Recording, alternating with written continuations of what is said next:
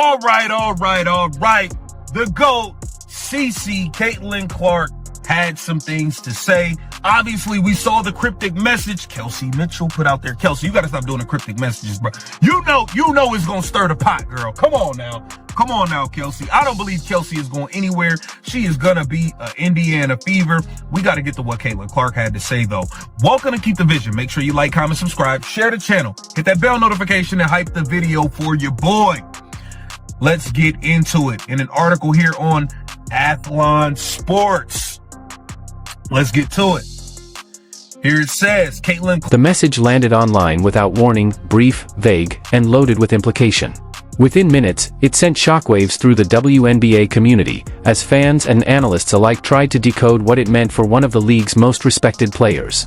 Kelsey Mitchell's post didn't offer explanations or reassurance, but its timing and tone were enough to ignite intense speculation about her future with the Indiana Fever. Questions spread fast, and theories filled the silence, each more dramatic than the last. Before the conversation could spiral any further, clarity arrived in the most powerful way possible. Caitlin Clark, widely seen as the league's centerpiece and a defining voice of this new era, stepped forward without hesitation.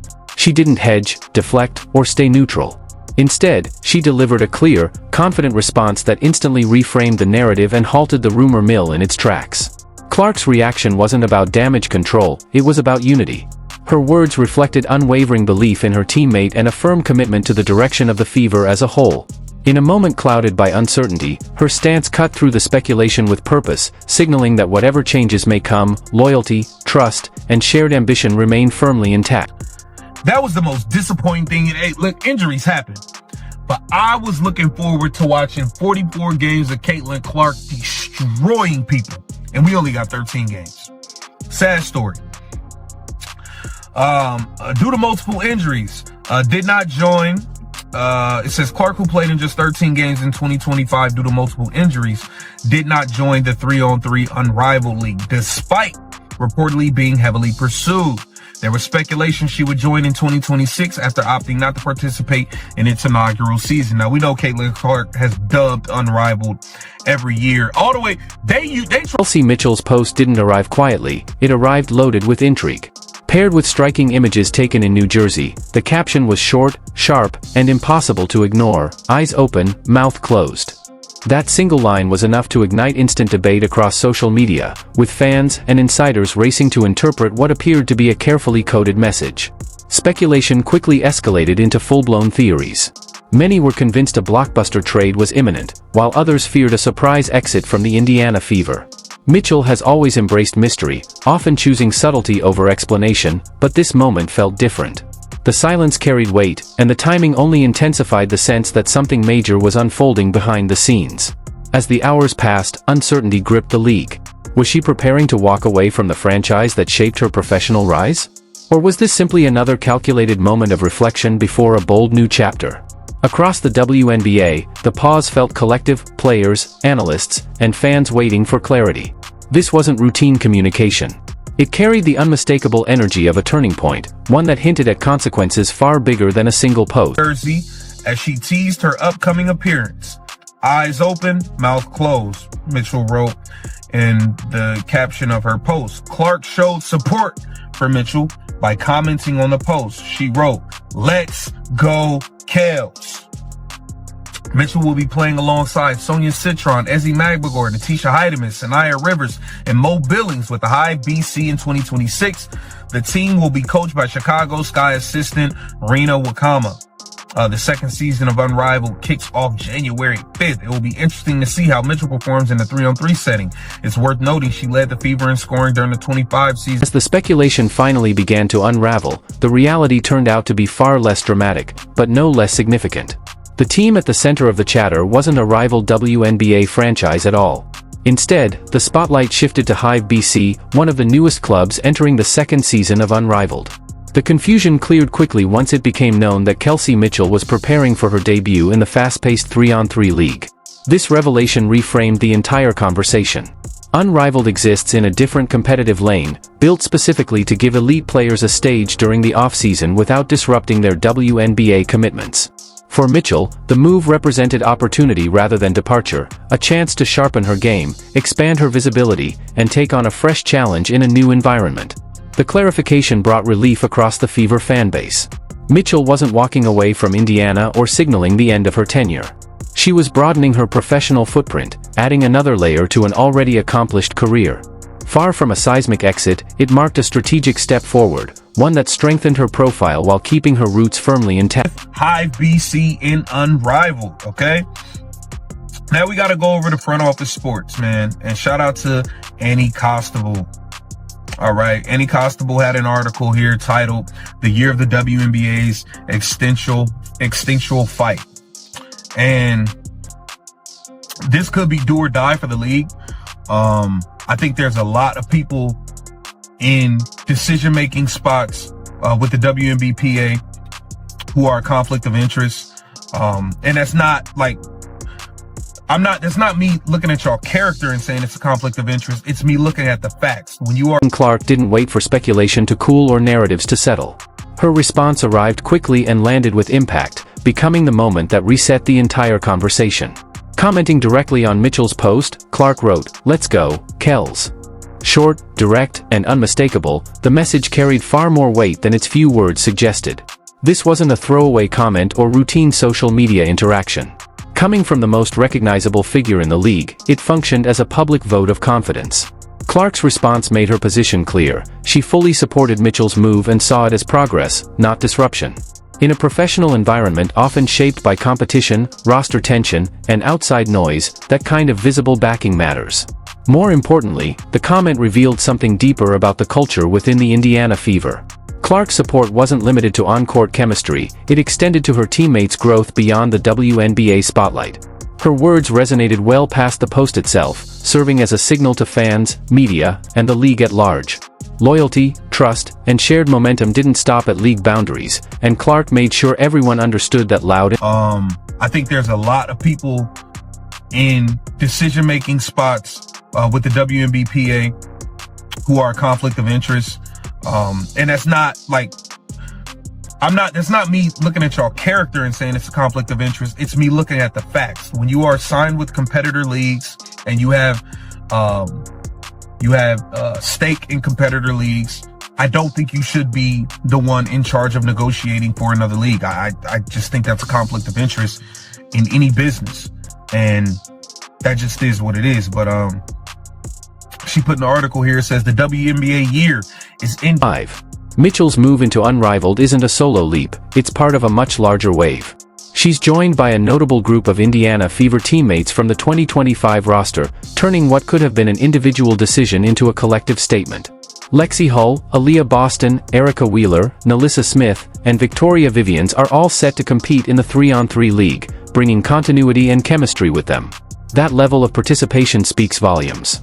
Rather than scattering across separate off-season paths, multiple core contributors from the Fever chose the same platform, signaling trust in Unrivaled as a serious competitive environment. For these players, the league offers more than just extra minutes. It provides meaningful reps, visibility, and high-level competition during a period that was once quiet for WNBA stars. The impact goes both ways. Mitchell gains the comfort and cohesion of familiar teammates, while Unrivaled benefits from the presence of proven talent tied to one of the league's most closely watched franchises. Together, their involvement strengthens the legitimacy of the league and reinforces the idea that this off-season stage is quickly becoming a destination for elite players looking to sharpen their edge and expand their reach. Right there. That is what I'm talking about. WNBPA executive leaders Nafisa Collier and Brianna Stewart at the time. Negotiations had not yet taken off, but players took full advantage of the exposure they were receiving while playing in the new league based in Miami. Okay? So you had Unrivaled kicked off. Even before Unrivaled's inaugural season started, you had Angel Reese on her podcast saying that Unrivaled was going to be the only league players ended up playing in. Just for her not to end up playing in year 2. She skipped out on year 2. You see what I'm saying? Several of her teammates are diving into Unrivaled. Caitlin Clark has taken a different path, for the second year in a row. Her absence isn't about hesitation or lack of interest, but rather a deliberate and disciplined personal decision. After a rookie season disrupted by multiple injuries that limited her to just 13 appearances in 2025, Clark has made her priorities unmistakably clear. The focus now is recovery, stability, and long-term readiness. Clark is intent on returning to the WNBA at full strength, not merely available but fully capable of performing at the level expected of her. Stepping away from off-season competition reduces risk and allows her to concentrate on rehab, conditioning, and rebuilding her game without unnecessary strain. That choice hasn't gone unnoticed. Reports suggest Unrivaled made a strong push to bring her in, and speculation about a possible appearance in 2026 continues to circulate. For now, though, Clark is playing the long game. Her decision reflects a broader career vision, one rooted in durability, sustainability, and dominance over time. Sometimes, the smartest move is knowing when not to step on the floor. League players ended up playing in. Just for her not to end up playing in year 2. She skipped out on year 2. You see what I'm saying? So this is what I mean, man. It's been a lot of foolishness going on. And then Nafisa Collier was quoted as saying, we didn't plan the league based on CBA negotiations. I think it did have a part. I think because y'all have clearly tried to use Unrivaled as leverage the whole time, even before the negotiations started, which is why Angel Reese was saying that Unrivaled was going to be the only league people was playing in. Y'all was trying to get rid of the WNBA. Contrast hasn't gone unnoticed by anyone who's followed Unrivaled from the beginning. Even though Caitlin Clark is not participating, the league's early history is deeply intertwined with her name. Following her rookie season, there was a sustained effort to link Unrivaled's identity to Clark's star power, with marketing momentum that leaned heavily on her visibility and influence. At one point, that push became so pronounced that Clark felt compelled to draw a clear public boundary. She calmly but decisively distanced herself, signaling that while she respected the concept, she would not allow her image to be used as a promotional anchor for a league she hadn't committed to. It was a rare moment where a rising superstar had to assert control over her narrative in real time. That backdrop makes her current stance even more meaningful. Despite previously declining involvement, Clark has shown nothing but vocal encouragement for Kelsey Mitchell and her teammates as they step into Unrivaled. Her support isn't conditional or self-serving, it's rooted in loyalty and respect.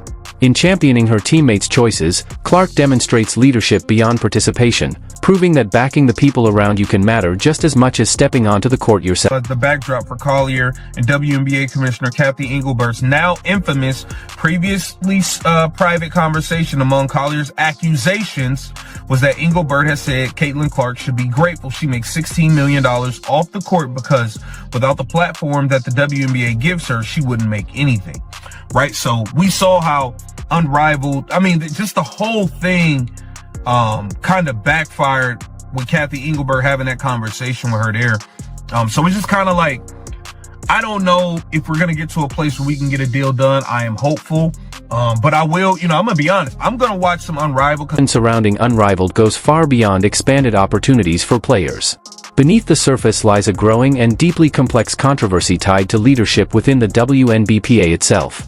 At the center of the debate is an apparent conflict of interest involving union executives Nafisa Collier and Brianna Stewart, who also serve as co-founders of Unrivaled. Their dual roles have sparked intense scrutiny, particularly because these same leaders are responsible for negotiating the WNBA's collective bargaining agreement, an agreement that governs player salaries, benefits, and working conditions. That overlap has raised difficult questions about impartiality. Unrivaled is not merely an off-season showcase, it functions as a competing league. When individuals negotiating on behalf of WNBA players also hold financial and strategic stakes in a rival venture, critics argue that the lines between advocacy and self-interest begin to blur. The concern is not theoretical. Observers worry that decisions at the bargaining table could be influenced, even unintentionally, by incentives tied to Unrivaled success, creating an ethical dilemma that undermines trust in the negotiation process. This controversy unfolds at a particularly sensitive moment. The WNBPA formally opted out of its previous CBA in October, despite that agreement being set to run through 2027. That move signaled a push for sweeping change rather than incremental improvement. Since then, negotiations have stretched on for more than a year, with both sides entrenched in a high-stakes standoff. Against that backdrop, the need for transparent, unbiased union leadership has never been more critical, making the overlap with Unrivaled all the more troubling to critics. Adding to the suspicion is the timing of Unrivaled's launch. The 3-on-3 league debuted in January 2025, precisely as CBA talks were reaching a critical phase. To many, the alignment felt strategic rather than coincidental. The perception quickly formed that Unrivaled was positioned as leverage, a proof of concept suggesting players had viable alternatives if negotiations with the WNBA stalled. That interpretation intensified scrutiny of WNBPA leadership and fueled accusations that the startup league was part of a broader negotiating strategy. Public statements did little to calm those concerns. Nafisa Collier initially denied that Unrivaled was planned around the labor talks, only to later acknowledge that once the timing aligned, it was viewed as a perfect opportunity. That clarification backfired. To skeptics, it sounded less like happenstance and more like confirmation of intent, reinforcing